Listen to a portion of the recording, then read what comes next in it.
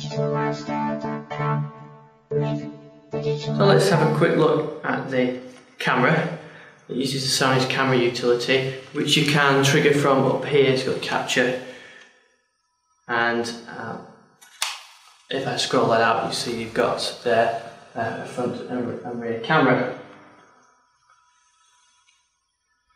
So there's the camera in operation.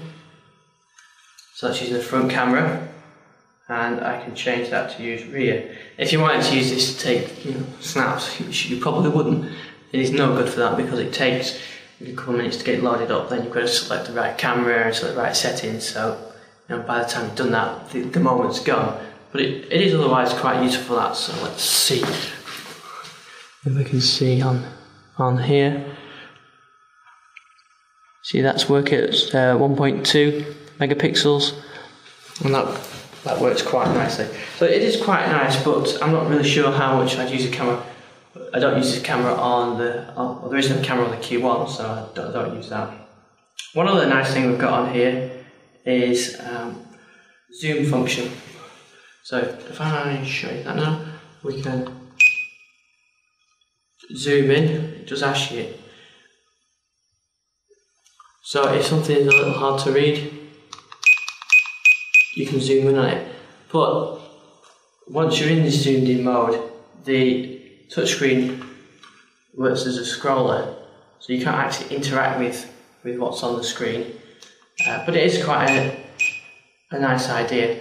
And of course you can change the screen resolution if you want, if you find that it's too high for you. But I prefer the Q1 sort of quick change of the screen resolution, so you can kind of use that zoom, but you can still interact with what else is going on. So, other features, let me give a look at some of the spec of the device here. It's running Intel Core Solo processor, running at 1.3 gig, and it feels nice and sprightly. Actually, I tested a few different things on it, and running web browsing, playback media, all works fine. The device is a lot quicker than the Q1.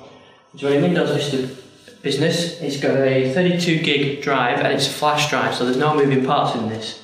So the only thing that's actually you can hear when you use it is the fan, which is pretty quiet, and it makes it more responsive. That's probably why it feels so responsive.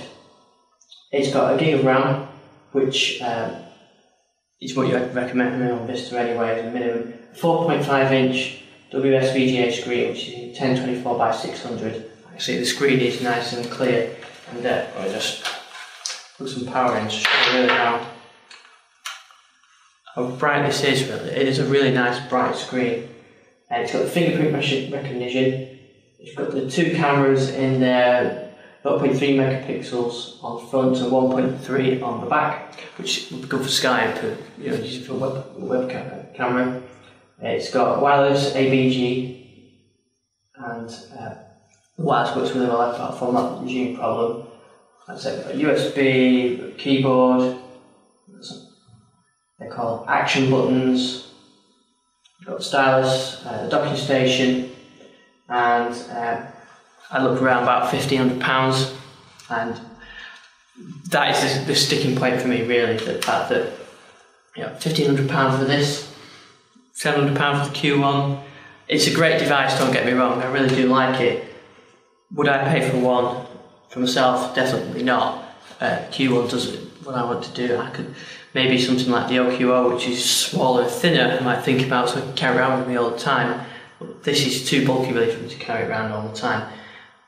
I guess it's more aimed at business anyway, in Business Edition. Would anybody at the office where I work use it? Definitely not. It's definitely too small for them as well. So I guess it's going to be a niche market, just if it's the right machine for you and it does what you want it to do and it's the right dimensions, then that'll be good for you. Well, it is nice, and thanks to Sony for letting me have a play with it. This docking station is nice as well. It does mean that you could probably just use this one device then as your main computer, but still I think it's a little small for when you carry it around. I should also say it comes with this nice little sort of carry bag as well. So overall, nice device, but I'm sticking with the Q1. Thanks for watching the digitallifestyle.com video show. Got some other shows coming. Any suggestions, feedback, comments, send them in, ian@thedigital-lifestyle.com, and I'll see you around the media centre show. Bye. thedigital-lifestyle.com. Live the digital lifestyle.